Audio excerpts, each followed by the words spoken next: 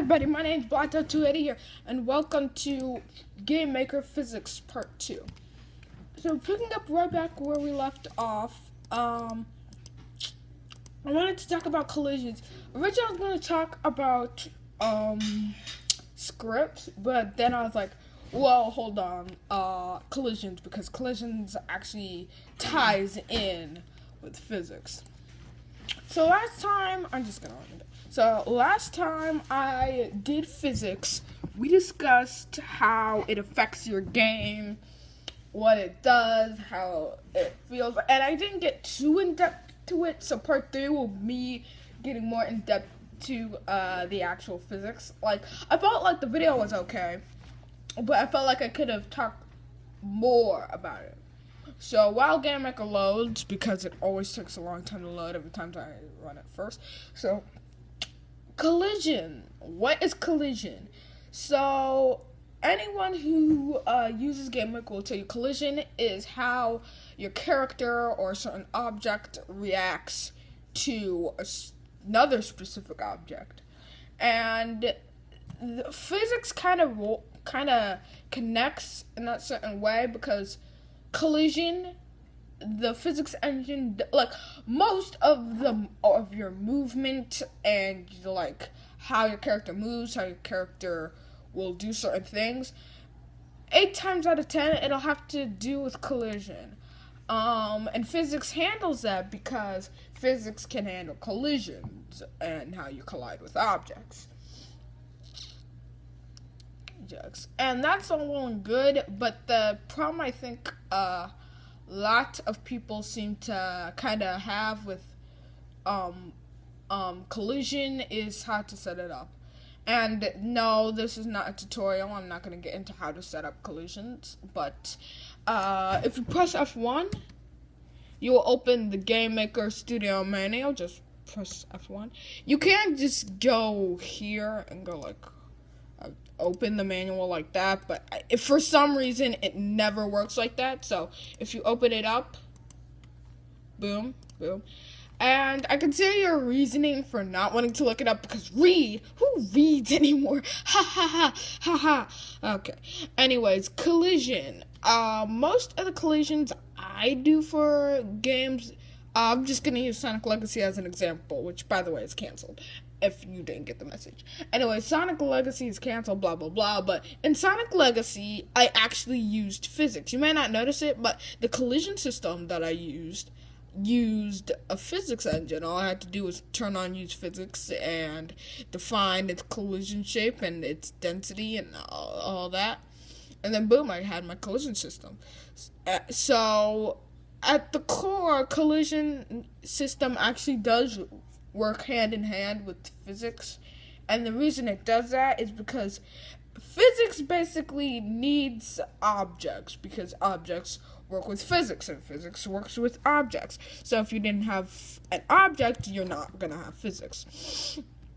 So as you can see here, we have a more reactive system of Game Maker right here. As you can see, Sonic clearly lands on the ground, and then when he lands on the ground, he can run. Or he could do the speed break. Yeah, I got a new sprite for that, which I think looks great. Anyways, he could do the speed break, or he could do the slam, and he lands on an object. And I've stated it before in the last video, Game Maker Physics. This is not necessarily physics, it's more mimicking physics.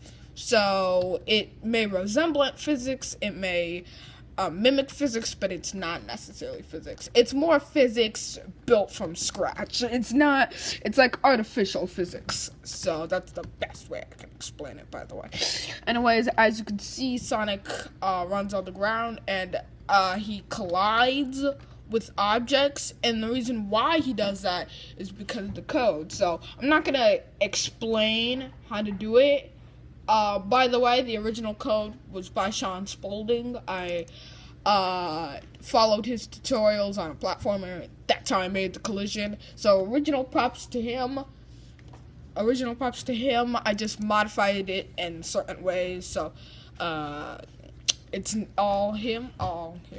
So anyways, so that's the speed break, and that's the bounce pad and ground slam. So, Sonic's animation. So, as you can see here, the collision. If there's a wall in front of us or behind us, while not placing meeting, x plus equals sign. So, it basically moves us closest to the wall or floor or ceiling or whatever. It moves closest to it as possible without actually touching it. So technically the collision never happens, because the moment it hits, like the moment it slightly touches the wall, it automatically stops the speed. It stops the movement. It stops everything, and it makes it look like Sonic just collided with the wall. It stops everything. It stops the speed. It stops almost all the code, just to make it. It mimics collision. It's like actually looping it. So Sonic starts moving slower and slower. So let's go into Sonic's speed. So let me just see the speed. So if something's 13 pixels ahead of us, start slowing down Sonic's speed till he hits the wall, so he doesn't pass through it. So I'm just gonna do some. I'm just gonna precise collision checking. See, that's why I don't use precise collision checking. That's why I don't use precise collision checking. Anyways, let's oh wait, we've already ran the game. So anyways, as you see in this game, Sonic collides with the wall. It's not necessarily colliding. See, if you look really closely, you can see that Sonic's not actually, technically, if you look really closely and you have perfect A vision, you will be able to see that Sonic does not actually hit the wall or the floor. He's actually slightly above it, and that's because the code's basically saying for Sonic to move as closest to the wall as possible without actually touching it. So it basically prevents the collision from ever happening. You can manipulate this in certain ways. Not having the physics engine on is actually kind of helpful, because it can allow you to make effects. Like if you let me just go to Sunny Beach because that has water. So if I go into the water, it slows me down and increases my jump height. And I couldn't do that if I had the physics engine on. If I had the physics engine on, then it would require more codes. So, but that doesn't mean having the physics engine on is not a bad idea. That's not what I'm saying. What I'm saying, I didn't mean to exit that. What I'm saying is that having a physics engine has its ups and has its downs. Unfortunately, I've ran out of time for this video. If you liked it, comment, like, subscribe for more. And in the next video, we'll be going more in depth to what I meant for the physics in Game Maker. Comment, like, and subscribe for more, and I'll see you guys in the next one. Bye!